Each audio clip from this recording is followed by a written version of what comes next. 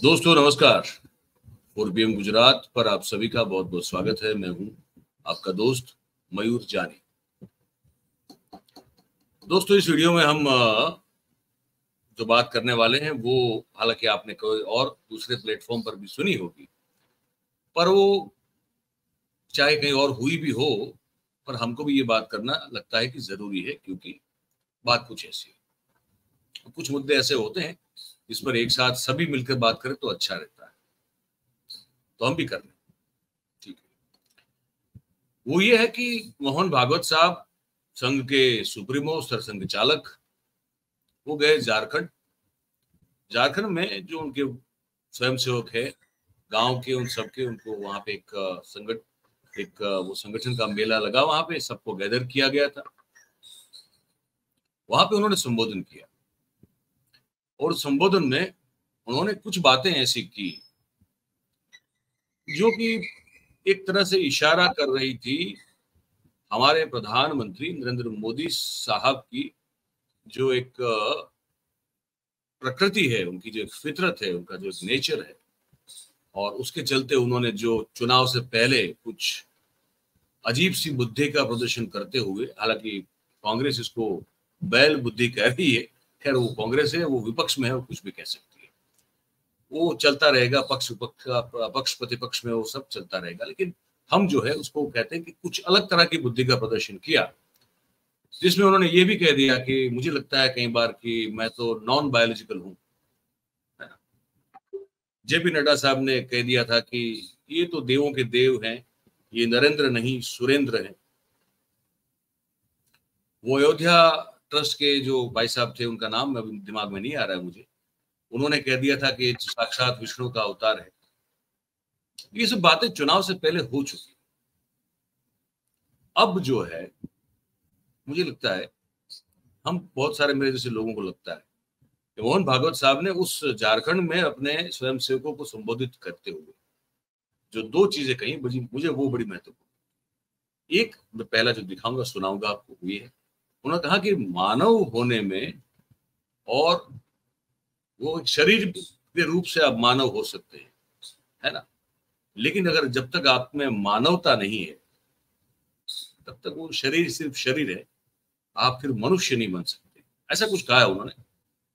ये क्यों कहा हमको नहीं पता, लेकिन कहा जरूर है। सुनिए पहले वो। ये ऐसा काम है जिसे जैसे मनोयोग से आप बने हैं अभी तक, वैसे आगे भी बढ़ते रहना है, क्योंकि इसका कोई अंत नहीं है।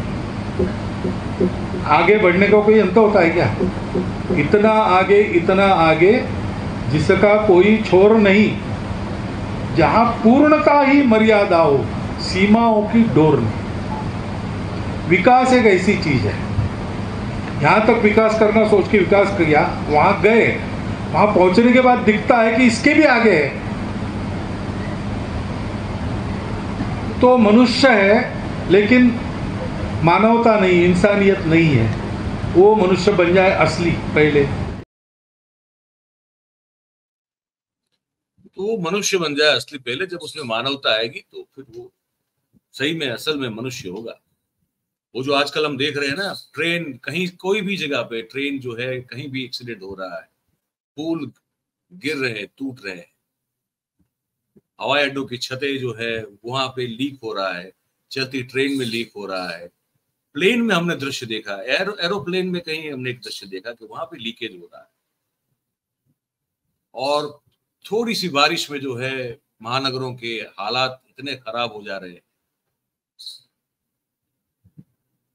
उत्तर प्रदेश का प्रशासन ये आदेश कर देता है कि क्योंकि कावड़ यात्रा निकलने वाले हैं, तो दुकान जिसकी भी इस रास्ते में पड़ती हो, वो मालिक अपना नाम लिख दे ताकि पता चले कि किसकी है ये दुकान, ताकि अगर वो जो आस्थावान महान कावड़ यात्री हमारे हैं, जो बहुत ही धर्म भीरू हैं, वो फिर उनको पता चल जाए कि कौन सी दुकान से सामान खरीदना है और कौन सी दुकान से। ये सब जो हो रहा है, इसमें कहीं आपको लगता है कि मानवता या तो इंसानियत का कहीं आपको थोड़ा बहुत अंश भी कहीं दिखता है क्या? तो क्या मोहन भागवत इस विकास का बहाना बनाकर जो है क्या इस चीज पर बात कर रहे थे? हो सकता है कर भी रहे हो। फिर जो उन्होंने कहा कि इंसान जो है ना वो सोचता है कि मैं सुपरमैन बन जाऊं, फिर लगता है कि मैं देवता बन जाऊं, लगता है कि मैं भगवान भी बन सकता हूँ, ये भी बनता है। ये सुनिए। वहां जाने के बाद उसको लगता है लेकिन मनुष्य से कोई होते अति मानव, सुपरमैन कहते, सुपरमैन फिल्में वगैरह निकलती है उसमें दिखाते हैं कि अलौकिक शक्तियां जिनके पास होती हैं, तो फिर मनुष्य अलौकिक बनना चाहता है, सुपरमैन बनना चाहता है, अति मानव बनना चाहता है, लेकिन वहां रुकता नहीं, उसको लगता है कि देव बनना चाहिए, तो देवता बनना चाहता है। लेकिन देवता कहते कि हमसे तो भगवान बड़ा है, वो भगवान बनना चाहता है, और भगवान कहता है कि मैं तो विश्वरूप हूँ, अभी तो आपको एक रूप में दिख रहा हूँ, लेकिन मेरा जो सारे विश्व में व्याप्त ऐसा बिना आकार का रूप है वो असली में, तो वहां भी कुछ है। अब वो असली है, ये व्याख्या मोहन भागवत साहब की है। तो यही है कि अगर आप उस हद तक भ्रमित हो जाते हैं, आपका चित्त भ्रम जो है वो उस हद तक हो जाता है कि आप अपने आप को भगवान मानना शुरू कर दे, तो आपका तो जो होना वो होगा। लेकिन आप अगर इतने बड़े देश का प्रधानमंत्री पद संभाल रहे हो, तो वो जो मिट्टी पलेत होती है उस देश की, उसकी आप कल्पना नहीं कर पाएंगे। मोहन भागवत ने इशारों में बात करने की कोशिश की, खैर ठीक है, लेकिन वो जो है ना, वो किस्सा, वो जो खबर कि भाई कांवड़ यात्रियों के रूट में जितने भी दुकान पड़ती हैं रास्ते में, जितना वो बहुत बड़ा लंबा रूट है, तो चल के बहुत लंबा चल के जाते हैं, फिर वो वहां पे उत्तराखंड में, उत्तर प्रदेश से। तो अब ये आदेश जो है ना, हमको एक बहुत बड़े तानाशाह की याद दिलाता है, जो जैसे हमको याद दिलाता है वैसे ही हमारे जो दोस्त हैं डॉक्टर मेडू साहब, उनको भी याद दिलाता है। तो इसमें विपक्ष ने क्या कहा, किसने क्या कहा, मुख्तार अब्बास नकवी साहब जो बीजेपी के एक मुस्लिम लीडर है, उन्होंने भी जो है इस बार पहली बार इस तरह के आदेश पर अपनी नाराजगी जताई, तो वो सब हम आपको नहीं दिखाएंगे, क्योंकि एक व्यंग जो है ना वो सब पे भारी होता है। ये व्यंग जो है जो डॉक्टर मेडू साहब ने इस मुद्दे पे किया है, इसको गौर से सुनिएगा, आपको पता चलेगा कि ये पहली बार नहीं हो रहा है इतिहास में, और जब ये होता है तो उस तानाशाह का फिर अंत क्या होता है। ये डॉक्टर मेडू साहब है, एक बात आपको बता रही है, ध्यान से सुनिए। चलिए आज आपको मैं एक कहानी सुनाती हूँ, एक ऐसे राजनीतिक कार्यकर्ता की कहानी जो धीरे धीरे नफरत की सीढ़ी चढ़ते चढ़ते एक दिन तानाशाह बन गया था। यह तानाशाह एक पर्टिकुलर समुदाय से बहुत नफरत करता था। अपने राज में इस तानाशाह ने देश के पानी में एक ऐसा जहर घोला कि देश की पढ़ी लिखी, सोची समझी अच्छी जनता भी इस जहर का शिकार हुई और उसी समुदाय से नफरत करने लग गई।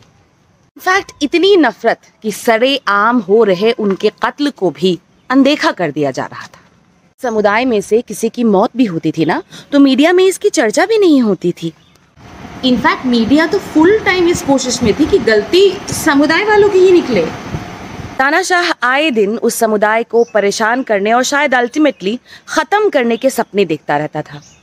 उसकी तकलीफ ये थी कि ये समुदाय दिखता तो देश के दूसरे समुदायों जैसा ही है, तो मारने के लिए इन्हें आइडेंटिफाई कैसे किया जाए। एक दिन उसे आइडिया आया कि इस समुदाय के लोग अपनी अपनी छाती पर अपने समुदाय का नाम लिखकर एक चिन्ह के साथ पहनेंगे।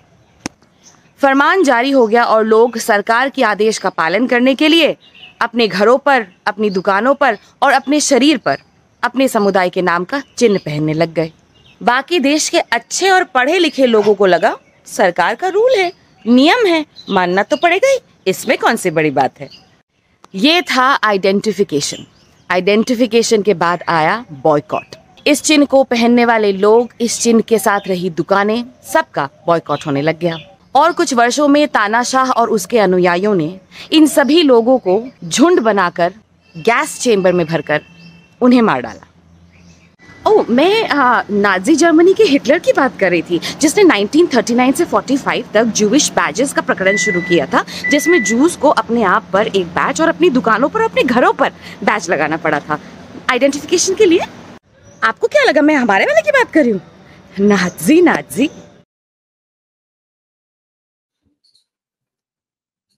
ये हिटलर साहब कर चुके हैं ये सब चीजें।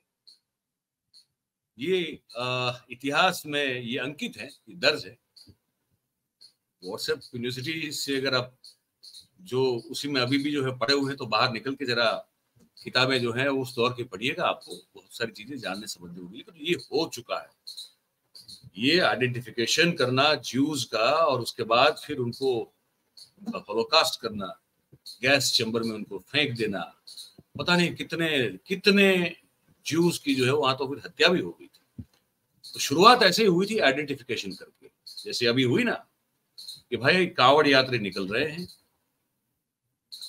आप मुसलमान हैं या हिंदू, आपको अपना नाम वहां पे लिखना पड़ेगा, सिर्फ दुकान के नाम से नहीं चलेगा, ताकि जो कांवड़ यात्रा में निकले हुए जो आस्तिक लोग हैं, जो कि वहां से खाना पीना या कुछ खरीदारी करना चाहते हैं, तो उनको पता चल जाए कि ये हिंदू का दुकान है, ये मुसलमान का दुकान। वैसा ही कुछ आज से 70-80 साल पहले हिटलर साहब कर चुके। बस यही आपको बताना था, इतना ही बताना। बाकी आप लोग समझदार हैं, आपकी समझ मैं मानता हूं कि काफी विकसित हो चुकी है, और पहले से या तो थी। तो आपकी बारी, आप सोचे समझे, और आपके मन में जो फिर मंथन के बाद जो भी आता है लिख के हमको यहाँ पे ये कमेंट बॉक्स में भेजें। और ये बात आपको, ये खबर आपको अगर सही और सच्ची लगी और पसंद आई तो फिर इस वीडियो को लाइक करें, इसकी जो लिंक है उसको आप हो सके उतना शेयर करें, और हमारा जो चैनल है 4PM गुजरात, आप उसे सब्सक्राइब करें और अपने आसपास के लोगों से करवाएं। बहुत बहुत धन्यवाद आप सभी का हमारे साथ इस कार्यक्रम में जुड़ने के लिए। Thank you very much. नमस्कार।